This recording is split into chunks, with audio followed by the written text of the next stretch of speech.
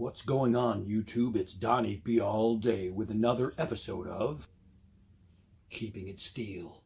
Oh, yeah. So sit back on a journey with me, a journey for you. We are going to go into the Bush Ranger Lite by Cold Steel. It's been requested by more than one person that I do this knife. So we are going to do this knife. Got all the little specs for it right here on the box. Came out pretty nice, right? So we are looking at a weight of 5.3 ounces. We have 8CR13 MOV steel. The blade length is 3.5 inches. The overall length is 8 3/8 inches. The handle is 4 7/8 inches. It is GFN. And the thickness is 3.8 millimeters. So here's the thing that this knife has that I don't care about in the least. You see this guy right here. Check this out. All right, let's unlock it. I can't work the lock. So basically, that locks the lock. All right, so watch this. Watch this. This is unlocked.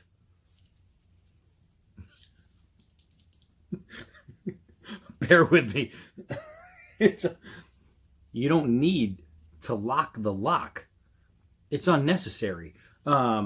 Especially with Cold Steel, because they make the best spine locks in the world. So, to have that, I don't understand it fully. So, to me, this little guy right here is kind of useless.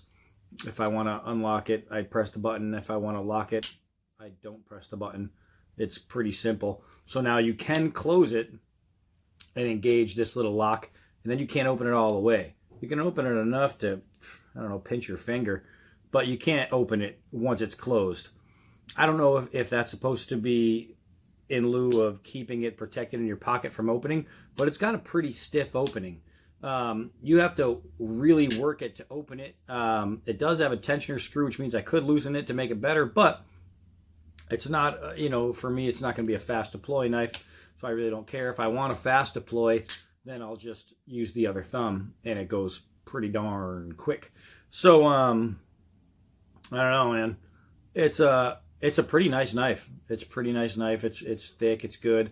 I love the ribbing on the thumb studs. You can see that.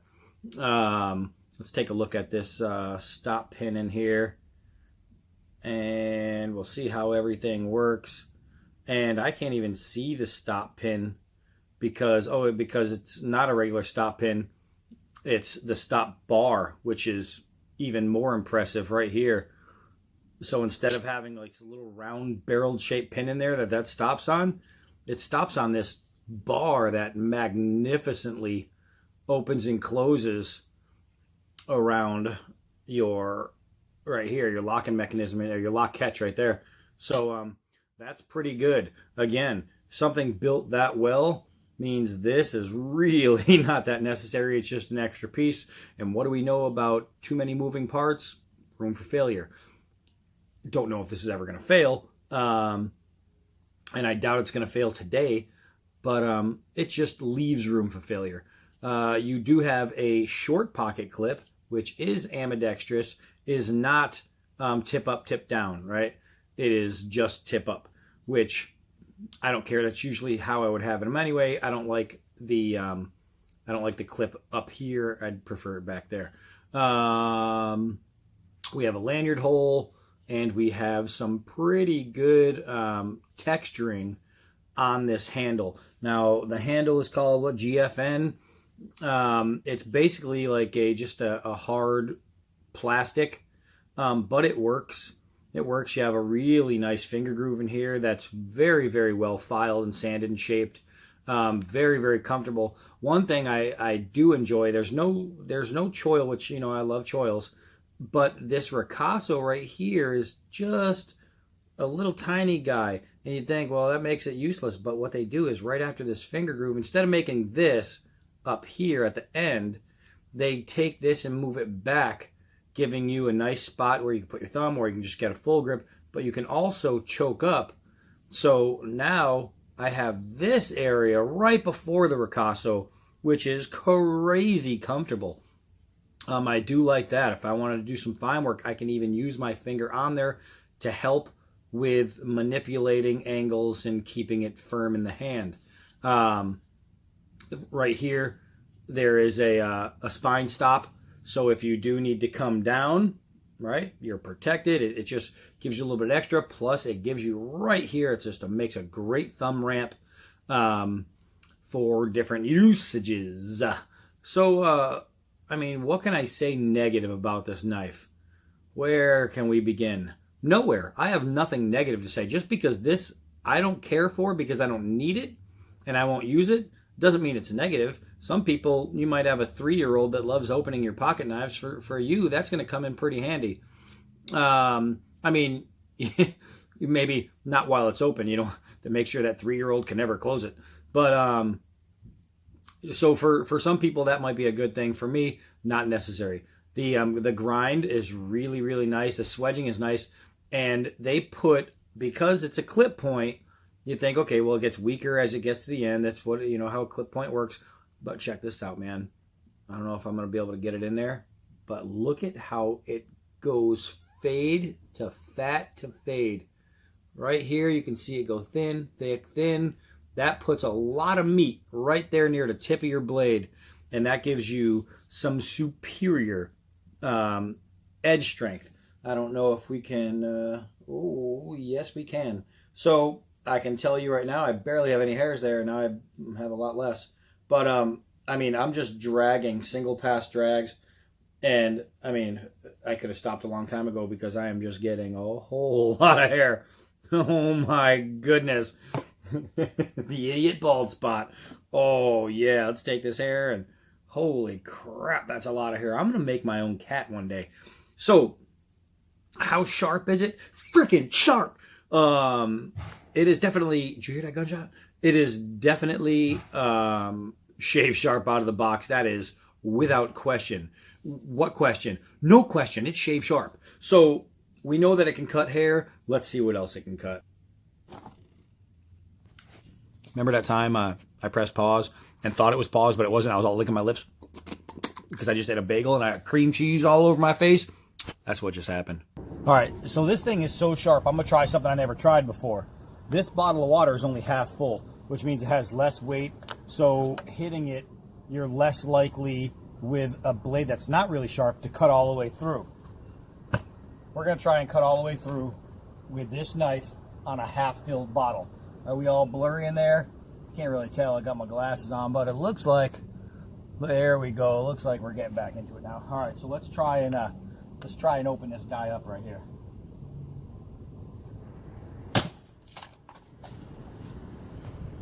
Oh, yeah, no camera tricks. I'm not showing you nothing. That's not happening.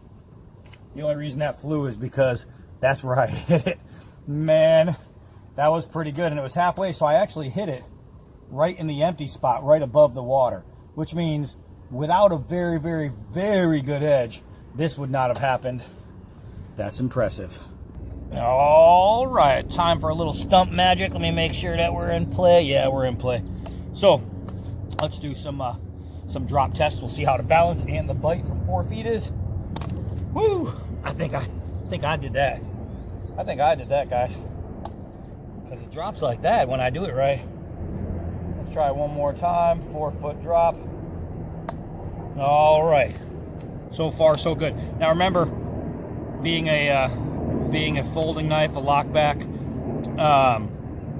you don't want to pry too much with these because it does have an access point right here, and you don't want to damage that. So if you're going to do any kind of prying, keep your hand really close to the blade, right? Don't hold the handle way up here because that's where you're going to jack yourself up. You're going to end up with a loose knife.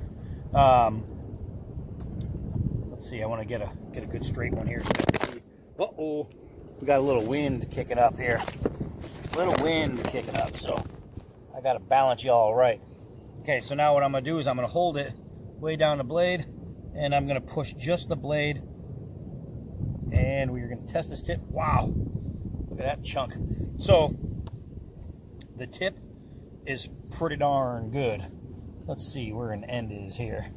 Might have to create a new end if I don't find one. Oh, I found one. Let's try a push cut. Just a push cut. Oh my gosh, that was really nice.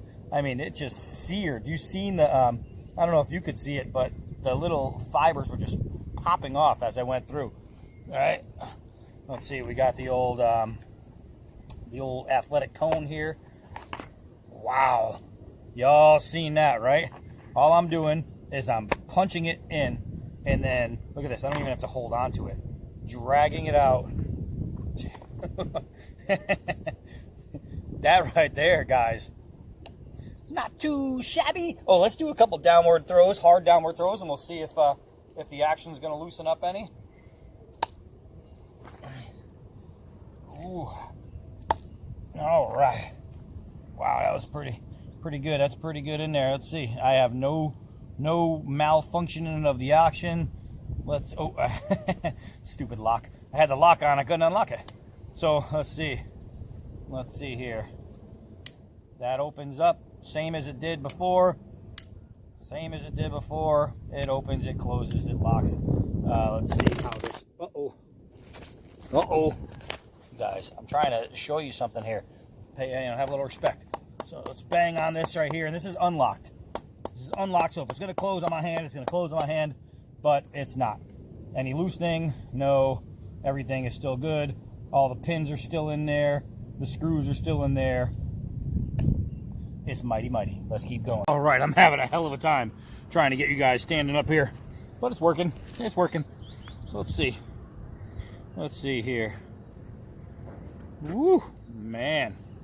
Holy moly. I am literally carving out. Look at the depth I'm getting on this. That's not just skinning it. That's taking it down, right? So now I'm going to try it out from another angle.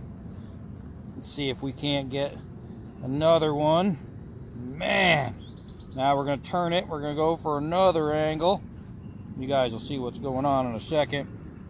If I can get this thing to stay straight. There we go. Now I'm going to turn it around again. And we'll push it right about like that. Okay, so what I did is I turned it going a couple different directions, right? So now what we're going to do is just hammer out a little bit. Hammer out a little bit. And so now what that does gives me a point where I can create.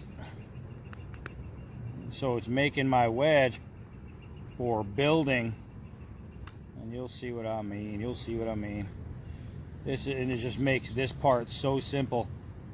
You know what I mean? If you're making certain kinds of steaks and whatnot, where you need that level, that secondary bevel right there to hold on to things for tie downs and whatnot. That just makes it so simple. All right, but we got that far. Why not just keep going? Why not just keep going? Because it can. Because it can, my friends. Oh, let's see. I just need something without knocking you guys down. Whew. All right. Let's see if we can get a little kitchen prep style. Whoop. That was sank right into the wood there. There we go. Now to the little thicker part. Easy money. Easy money. Holy moly. So, I'll tell you what. Let's see right here. We got a nice thick part right there. Got that 1/2 inch stick. Bam. Let's see if we can't get it again. Bam. I lost the knife out of my hand. It went flying backwards and literally went right by my leg. That could have been some good old Donnie B all day self-stabby. Glad it wasn't. All right. I swung way too hard, and that's what happened there. So, let's see. Everything looks great. And there's no blood on the tip from my leg. So I'm saying this is a win. All right, so let's put this up here. You're probably not going to see how it starts, but you'll see how it ends. You will see. I can guarantee it. Okay. There we go. Oh, I dropped the baton on me. I almost stabbed myself. This is a good video, guys. All right, let's see. Making kindling.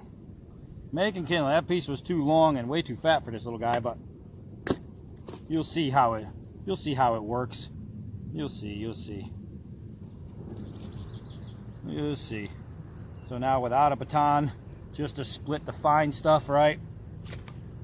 Making kindling is as simple as that, guys. As simple as that. Look at that. I'm gonna end up making just a bunch of number 2 pencils eventually.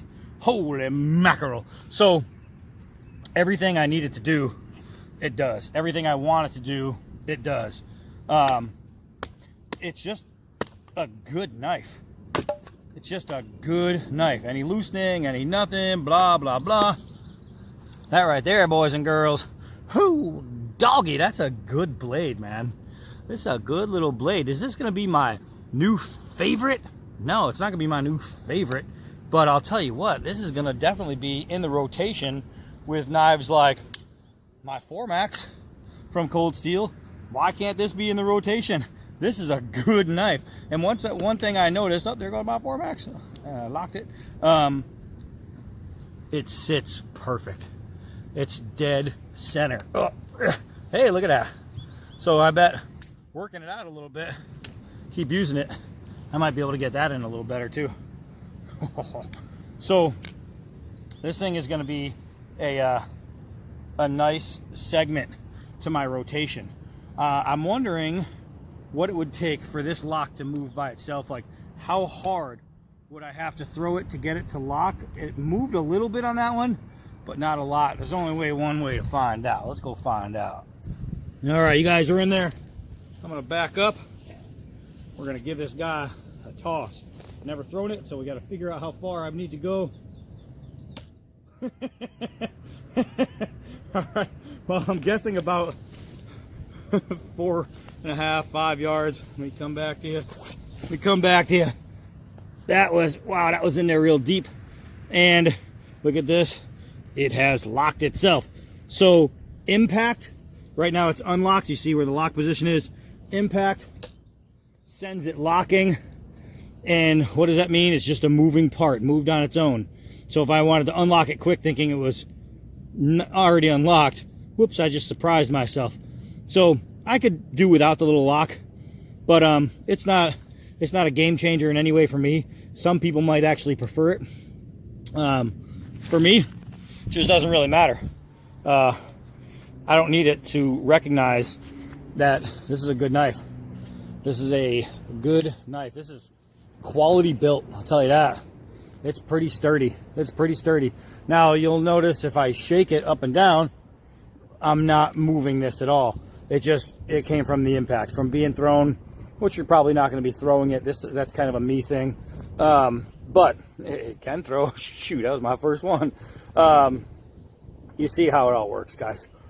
It's going to move with impact.